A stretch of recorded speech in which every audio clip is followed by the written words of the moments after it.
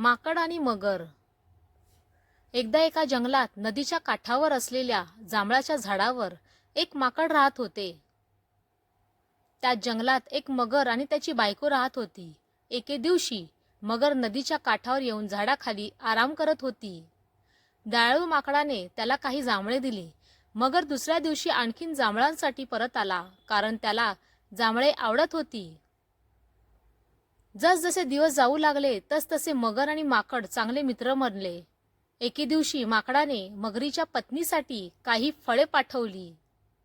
तिने जांभळे खाल्ली आणि तिला ती आवडली, पण तिला मत्सर वाटत होता, कारण तिला तिच्या नवऱ्याने माकडासोबत वेळ घालवणे आवडलेले नव्हते. तिने आपल्या पतीला सांगितले, जर फळे इतकी रसाळ असतील तर माकडाचे हृदय किती गोड असेल. मला माकडाचे हृदय मिळू दे. मगरीला आपल्या मित्राला मारायचे नव्हते, पण पर्याय नव्हता. त्याने माकडाला त्याच्या घरी जेवायला बोलावले आणि त्याच्या पत्नीला त्याला भेटायचे आहे असे सांगितले. माकड आनंदी होते, पण पोहता येत नव्हते, म्हणून मगरीने त्याला पाठीवर घेतले. आपण माकडाला फसवल्याचा आनंद मगरीला झाला, मात्र बोलताना त्याने माकडाला घरी नेण्याचे खरे कारण सांगून टाकले.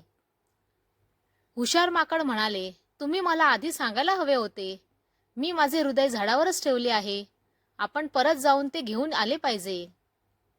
मगरीने त्याच्यावर विश्वास ठेवला आणि माकडाला पुन्हा झाडाकडे नेले. त्यामुळे हुशार माकडाचा जीव वाचला.